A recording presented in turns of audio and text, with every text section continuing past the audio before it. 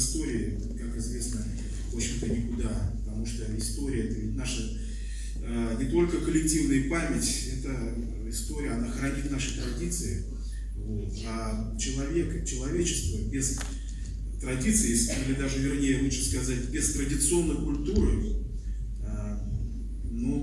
это мы видим сегодня, что происходит. Вот недавний случай, вот этот казанский террорист, парень, который устроил стрельбу в школе. Ведь он что сказал, когда его схватили? Он кричал, что у него нет матери, у него нет родителей, никто ему не нужен. Да? То есть, если человек отрекся от своей матери, от своих предков, вот, собственно, а в голове у него остался один хлам, который он, не знаю, откуда он его набрался из интернета, там, из ТикТока, из каких-то этих игрушек, стрелялок и так далее. Вот мы видим вот такой итог.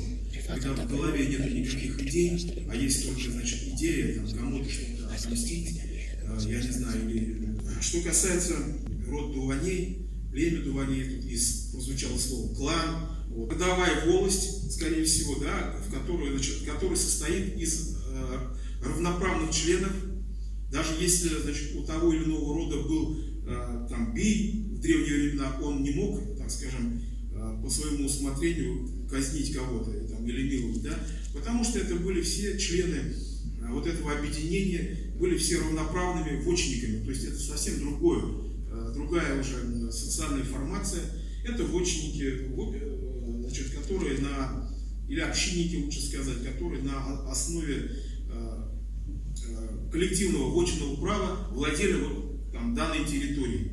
Но поскольку своим происхождением они очень давно восходили, значит, к определенному родовому подразделению, которое каждое имело свои названия, вот мы, естественно, оно носило, допустим, в данном случае Дуванейская волость. Вот что такое, давайте обратимся к слову Дуваней.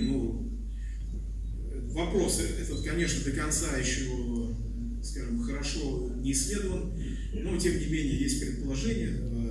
Наш выдающийся этнограф Вымирович Кузеев, он, в общем-то, ставил знак равенства между родом Дуваней, которых мы видим проживает в Западной Башкирии, и родом Дуван, который проживает на северо-востоке, на территории Мечетинского, например, района. Когда-то они были, видимо, единым, скажем, таким коллективом, потом переселились в разные места и, так скажем, разделились очень давно.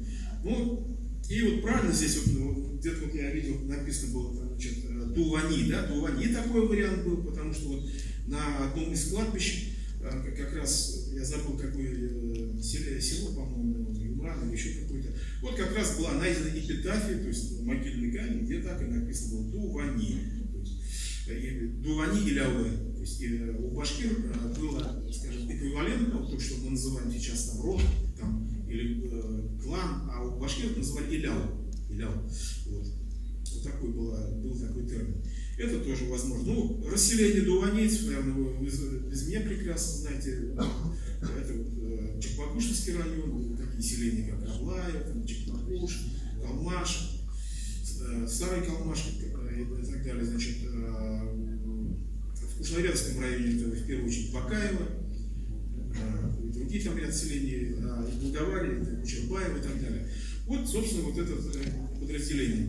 Происхождением, скорее всего, они имеют родственные связи с другим башкирским родовым объединением Табын, поскольку, если мы обратимся к данным Шежере, то в одном из Шежере дуванцев их предкам обозначен некий Юлбуга, который, значит, согласно Шежере, приходится то ли сыном, то ли братом родоначальнику башкир рода Табын Майкоби. Да? Майкоби — это вообще-то реально историческое существовавшее лицо. Он был тысячником у Чингисхана.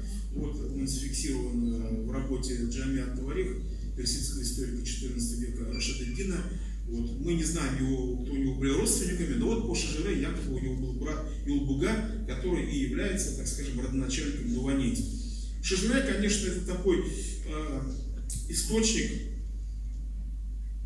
не сказать, что такой, его нельзя назвать недостоверным, и достоверным тоже не назовешь, просто его надо уметь интерпретировать. там порой в такой легендарной форме передаются, в общем-то, реальные исторические события, поэтому мы склонны думать, что дуанейцы действительно, значит, происходят скажем, являются родственниками табынцев. Само слово дуван, оно, безусловно, это соционим дуванами называли, значит, в тюркских, скажем, военной номенклатуре, это такой дуван, человек, который отвечал за, скажем, раздел трофеев, да, недаром вот у казаков есть такое выражение, как после удачного набега, они, говорят, собираются, давайте, говорит, дуванить, то есть делить трофеи. Вот. И специально за этот человек вот как раз дуван не отвечал. По всей видимости, вот этот соционим, дуван, сначала было, то есть, обозначал определенную должность, потом превратился в этноним. В этноним, то есть в название вот этого родового подразделения. Но это, в общем-то, неудивительно, поскольку, значит, в прошлом башкиры это, в общем-то, вели такой, скажем, военизированный образ жизни, и у них вот эти дуваны, кстати, до 18 века, вот мы находим в документах, они сохранялись наряду, там, допустим, с такими титулами, как там, Тарханы, Мурзы, Батыры, были дуваны и так далее. Вот, что касается вот этого вопроса. Но, наверное, у многих есть вот эта книга, да, и сегодня получили. Это вот мы книгу-то давно написали, а вот недавно мы написали такой справочник, тоже вот мы презентовали, в Чекмагушево вроде бы есть. И посмотрите в библиотеках, если кому надо. Вот, Башкиры Чекмагушевского района, здесь все подразделения башкирские, значит, представлены деревни, здесь перепись, ревизия населения 1859 года, перепись 17 года и даны метрические записи. Значит. И в начале, что самое интересное, в вступительной статье имеется, скажем, в этой дается пояснение, сословная градация башкирского общества, или башкирское общество, как известно, вот в 17, 18, ну и ранее веках оно было многослойным. Были служилые башкиры, это тарханы, были ясашные башкиры, которые платили ясак, а тарханы не платили. И часть башкир была, значит, в сословии Тектярии находилась. Ну, в общем-то, там хотелось бы коснуться и лингвистического вопроса, поскольку это очень важно. Ну, до революции, значит, башкиры и другие тюркские народы, значит, писали на языке тюрки. Это был общий такой язык литературный. Он возник очень давно, еще, значит, в 9-10 веке сформировался на территории Средней Азии, как бы в недрах первого тюркского мусульманского караханитского государства. Вот, он был распространился, им пользовались все. Ну, это неудивительно, как и в Европе, все писали на латыни, допустим, французы, англичане, итальянцы, и ни у кого не возникало, в общем-то, никаких вопросов, и все это было взаимопонимание, понимание происходило, и это было очень удобно. Также и здесь, значит, кто бы что бы ни написал, вот это написано можно было прочесть на огромной территории. Вот. Разделение вот этого тюрки на, так скажем, национальные языки, распадение началось в начале 20 века, когда начался процесс национально-государственного строительства, возникла, значит, первая башкирская автономия в России, башкирская автономия, башкирская республика, потом другие стали республики возникать, и стал вопрос о создании уже своих национальных языков, и вот этот язык тюрки начал дробиться.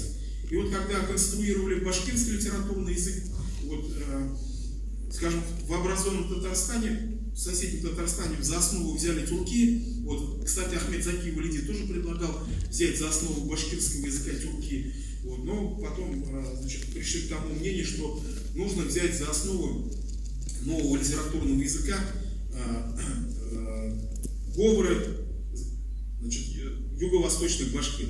То есть тогда, почему именно такое было решение принято? Потому что в тогдашней лингвистической науке сформировалось, как сейчас выясняется, не совсем правильное понимание того, что вот исконное такое представление об исконном языке. Вот, дескать, такое романтическое понимание, что всегда существует некий какой-то исконный язык, а потом он, значит, под влиянием там, каких-то обстоятельств он там, искажается и портится. И вот было такое мнение, что вот исконный башкирский язык, вот он был именно такой, да, вот как говорят Заурали, то есть как специфическими особенностями этих говоров является оппозиция звука Х тюркскому С, да, то есть Сау, а тут говорят Хаук, там, 7 ин, да, и так далее.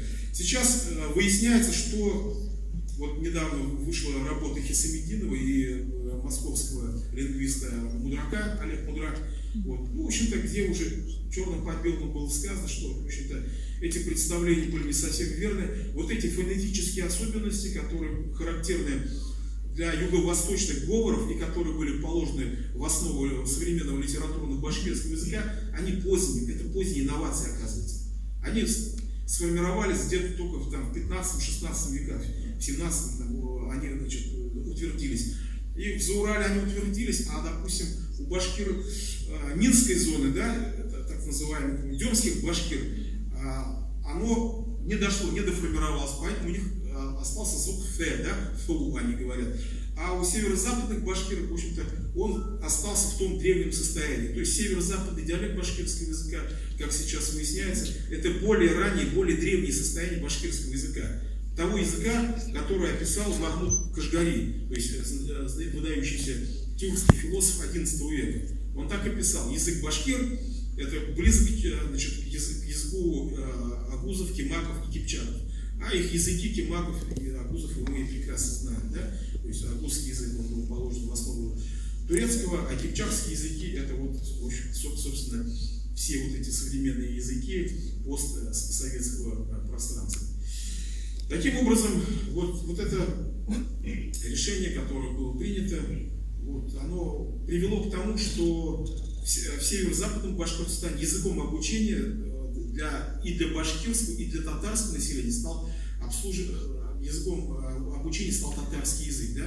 А там, значит, на юго-востоке сконструированный тоже, значит, башкирский язык, литературный, новобашкирский, как мы его сейчас называем. Если в начале 20 века вот те же самые жители вот того же Чекмагоша, вот здесь они, вот их идентичность, она написана, как они себя определяли в метрике. Все тут написано, как они себя. Потому что метрика, она чем важна? Это не перепись, она записывает из уст самого прихожанина. Приходит имам по случаю рождения там ребенка или наоборот смерти родственника и спрашивает его, значит, и вот он, что он говорит, тот мулла то и записывает. Он сказал бы там инопланетянин, тот вот так бы и записал. В общем-то, здесь все четко. То есть в начале 20 века, в общем-то, они себя, понятно, четко идентифицировали. А потом самосознание, конечно, начало меняться. Почему? Потому что люди, значит, соизмеряют свое самосознание, вернее, коррелируют свое самосознание с тем языком, на котором они обучаются. И через 2-3 поколения, в общем-то, самосознание местных башкир, Чекмагошского там, или других северо-западных районах, оно стало меняться, ну и где-то местами уже полностью, так скажем, было утрачено. То есть, чтобы мы понимали. И поэтому мы должны понимать, когда мы говорим о башкирах Чекмагошского района, мы имеем в виду не то, что там те, кто говорит там на литературном башкирском языке, а имея в виду, значит, как раз вот потомках вот этих, значит, скажем, в данном случае вот дуанейских башкир. Представьте, вы забыли то, что было вчера, и вы уже все, так скажем, вы получеловек. Также и народ, если он теряет свою историю, то это очень, скажем, человек, то есть этот народ, он атомизируется, потому что он теряет коллективное сознание. А для чего это все делается? Это все делается для того, чтобы просто управлять те структуры, то закулисье, значит, которые, ну, например, хотят построить там мировое правительство, и вот этой атомизированной массой легко, значит, управлять, потому что можно выбрасывать любые идеи им там через ТикТок, через там, интернет и что угодно, и можно ими манипулировать. Вот против всего этого вот такой, значит, заслон, такой, значит, на пути этому преграда, это как раз наша история.